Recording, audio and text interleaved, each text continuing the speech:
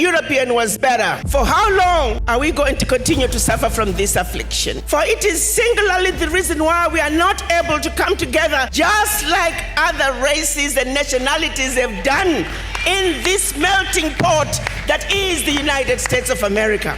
When you ask for the voices of the Irish Americans loud and clear, Jewish Americans loud and clear, German Americans, Italian Americans, Chinese Americans, Indian Americans, their voices are loud and clear. But when you ask for the voices of us black people, you might as well go to the graveyard. We were brainwashed into not even loving ourselves as individuals, let alone each other. We were taught not to trust one another. We were taught not to believe that my brother can, my sister can, but somebody else who doesn't look like you and I is better. The question then becomes, why aren't you and I standing up and demanding that what is right must be done?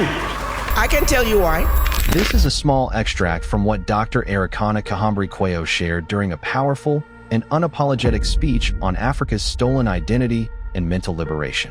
What begins as her personal journey quickly turns into a fiery call for unity, justice, and the reclaiming of Africa's dignity.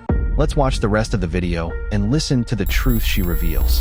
Our story is a simple one. Our story is of truth and facts, which are two constants that do not change. I'm going to take you back centuries, long before the children of Africa were taken out of Africa as slaves. There was some serious resistance when the occupiers from the West came to Africa, contrary to what some might think.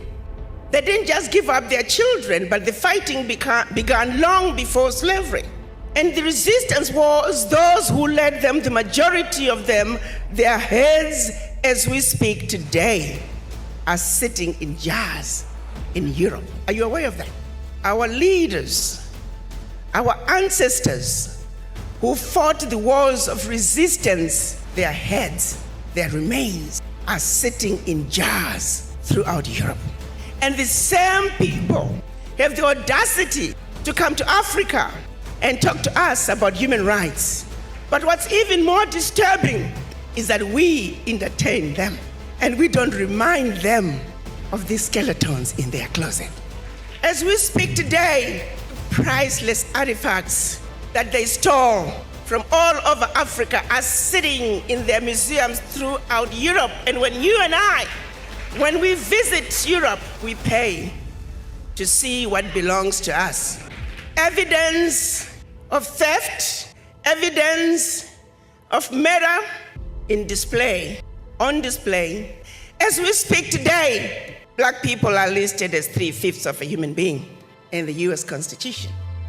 As we speak today, the redlining continues. As we speak today, African countries are being made to pay ridiculous interest rates on loans that they should not be paying for. As we speak today, reparations are due. Everybody else has been given reparations, expect us. The question then becomes, what is wrong with this picture? Why aren't you and I standing up and demanding that what is right must be done? Because Big world here. Mama, I listen to you. Everything you say is facts. I love you, Mama. Know what I mean? But it's easy. They don't like us. They don't like you. They don't like none of us. They never considered us as a human in the first place. You know, from there, why would they give you a good reparation? You know what I mean? And with that being said, we are sellout leaders that play that game with them. Instead of saying that you did that to us, we need reparation first for starting doing businesses. Okay? The respect is the only thing can command. You don't ask for respect, you command respect. You know what I mean? African Americans, Black Americans, they deserve their reparation. America, whole Black Americans, reparation for them, not for black from Europe, black in Africa, black in Caribbean, black in Latino America, black in Asia, black in India, black in Middle East. They owe reparation to black Americans only, the descendants of slaves. Caribbean country own reparation to black Caribbeans that were enslaved there. Latino countries own reparation to Afro-Latinos and to native Indians from those countries. Some of them, the native and Indians, received the land, stuff like that. But black Latinos, black Caribbeans, black Americans never received reparation. You know what I mean? Black in Africa, Africans never received reparation from European country that attacked them. Africans never received reparation from Arab countries that attacked them, enslaved them. Arabs started first the slavery in Africa. They need to repair that. They need to pay reparation. And then Europeans did that. They need to pay reparation to Africans as well. You see, but since they don't like you, they will never respect you. And they will never give you reparation, you know what I mean? And the only way is to stand firm and apply your politics. I'm going to do businesses with you if you do this, that. That's the only way. Let's keep pushing. No other race would stand for a minute what is being done to us. Why is it that we are unable to come together and speak our truth and demand that what needs to be done must be done? It's because they defeated us where it matters the most, which is the mind. It started with the missionaries in Africa long before slavery. They were sent by the Roman Catholic Church to subdue the Africans, make them believe that when you get slapped, turn the other cheek, and that your riches are in heaven. So by the time they followed with the colonizers to reap and rape Africa, we were already brainwashed. We were meant to believe everything African was bad and undesirable, and everything European was better. And this still happens today. I heard a lot of people, especially black people in America, Caribbean, Afro-Latinos, less Afro-Latinos, because Afro-Latinos and the black in Brazil, they are more connected with the African spirituality. And Asians still practice African traditional spirituality as well. But what do we hear from some Africans in Africa, some Africans in Europe, some black Americans? Oh, voodoo this, voodoo that. Your religion is the demon religion. Okay, that tends to believe to the Bible, to the Quran, to the Torah. But they spit on African tradition, spirituality. That's the oldest spirituality on this planet.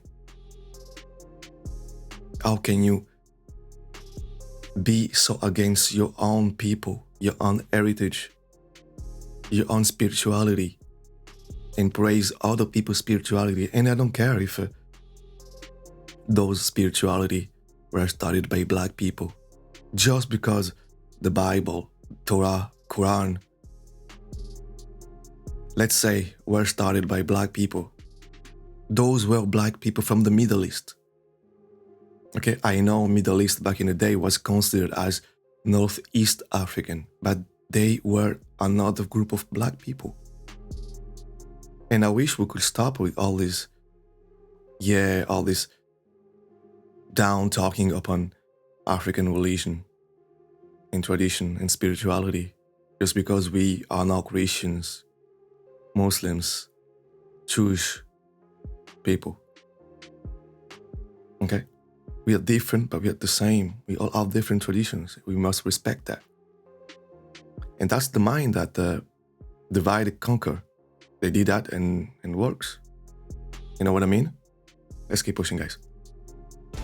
And the same brainwashing continued as our children were taken out of Africa enslaved. It continued on the plantations, color gradations, light-skinned versus dark-skinned, field workers versus kitchen workers. To this day, we suffer from the legacy of slavery and the legacy of colonization. Quick word again. There's a lot of people, including black people, that love to say that black Africans sold Africans to Europeans or whatever. That's far from the truth. Okay?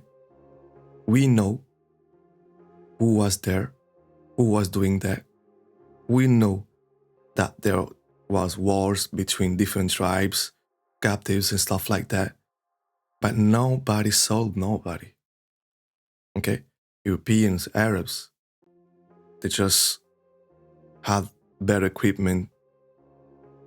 And the most of the time when you really look to the archives, you see the names of those who were leading, controlling the African empire, African kingdom. And you see a bunch of them are Europeans. They were the one doing the slave trade. For example, in Angola, Queen Zinga, she fought the Portuguese for 83 years. She died at 83 years old. She fought the Portuguese. The Portuguese were doing slave trades, taking people from Congo Empire. But who were there doing that? Most of the time they were biracial, that the Portuguese put in those higher places to do the job. We have letters from the king and the queens of Congo and Angola saying to the Portuguese king, I thought we were friends and I was sending you my people to learn Christianity. And now I'm learning that you're turning them into slaves. What's going on? You need to stop that right now. We have letters of our kings and queens thinking that they were doing a partnership, religion stuff, sending people to Portugal to learn Christianity. And then they find out that they were using as slaves and turned them into slaves. That's a lot of things that people don't talk about. People love to say Africans sold other Africans. That was not the case. Okay? Mali Empire, the king Mansa Musa, he wrote the first Magna Carta in history before the British Magna Carta. Okay? Article number 1, no slavery. That's way before 12th century Magna Carta of British people. Okay? So people don't know history. People just repeat fake things. We need to learn history. Okay? Let's keep pushing. For how long are we going to continue to suffer from this affliction? For it is singularly the reason why we are not able to come together just like other races and nationalities have done in this melting pot that is the United States of America. When you ask for the voices of the Irish Americans loud and clear, Jewish Americans loud and clear, German Americans, Italian Americans, Chinese Americans, Indian Americans, their voices are loud and clear. But when you ask for the voices of us black people, you might as well go to the graveyard because we are missing in action. We were taught, we were brainwashed into not even loving ourselves as individuals, let alone each other. We were taught not to trust one another. We were taught not to believe that my brother can, my sister can, but somebody else who doesn't look like you and I is better. The question I have for all of you, just close your eyes and think about your children, your grandchildren. Is Is this the world you want to leave behind for them? If the answer is no, then you need to have a serious conversation with the image in the mirror. Because it is the image in the mirror that must change. It is the image in the mirror that must understand that you are sick from this affliction of the legacy of slavery. You are not sick at home. You are not sick in the doctor's waiting room. You are not sick in the hospital ward. You are sick in the intensive care. How long are we going to continue to support other people's agendas? Those who stood up to fight during the civil rights movement, during the Pan-African days in Africa, civil rights in the United States, they were all silenced. We are emerging out of a period of 20 to 30 years where just nothing is going on. We are all fast asleep. When are we going to wake up? Reverend Al Sharpton is saying, the time to wake up is now.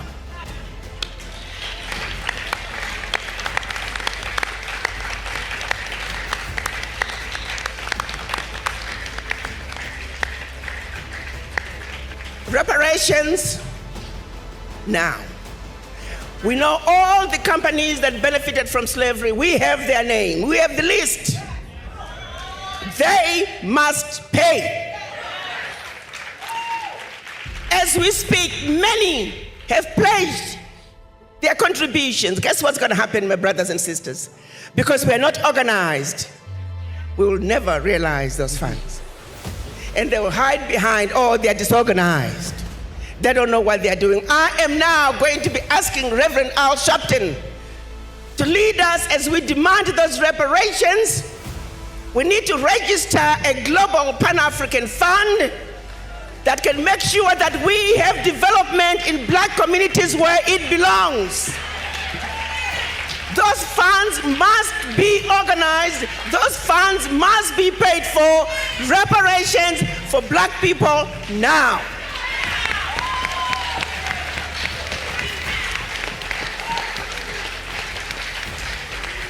No more shall we continue to be abused. No more shall they continue to exploit our Africa. What is in Africa is our birthright, and we are going home to take it. No more shall we be told Africa is a diseased and dying continent because they are going to Africa in droves and telling you to not go there. I've been telling you guys, you need to go in Africa. You need to do back and forth in Africa. Start businesses. It's yours. It belongs to you. Okay? Every intellectual leader that Africa, Black Americans, Caribbeans, Afro-Latino had, they all say the same thing. If we develop Africa, we can use the resources to develop the diaspora and compete and live the soft life as a community in the diaspora. Now, we can start going in Africa, doing back and forth, start businesses, employ local people, contributing to the development of Africa. It would benefit us in the diaspora. And we need to come together to ask for the reparations. We need to help Black Americans to receive their reparations in America. We need to help Black Caribbeans in Caribbean countries. We need to help Afro-Latinos to receive their reparation in Latin American country. We need to help Africans in Africa to receive their reparation. That's the only way we can succeed. No more waste of time. All this fighting. Okay? We need to stop that. I love my Black family. I love my people all around the world. I love my Black people in Europe. I love my African people in Africa. I love my Afro-Latinos in Latin America's countries. I love my Black Caribbeans. I love my Black Americans. One family, different lineage, one people, one tree, different branches. That's what we are. Never forget that, otherwise it's gonna be the downfall for all of us. We are going to be the victim of divide and conquer. This is 2025. We need to move differently. Strong, we are powerful. Alone, we are weak. We need to move like lions. A pack of lions. All together. You know what I mean? Let's keep pushing, guys. So this moment is calling for unity of purpose. And before I leave this platform, I'm going to ask all of you to take a moment. If you love your children, if you love your grandchildren and their future, to have a serious conversation with Image in the mirror. No justice, no peace. No justice, no peace. I thank you.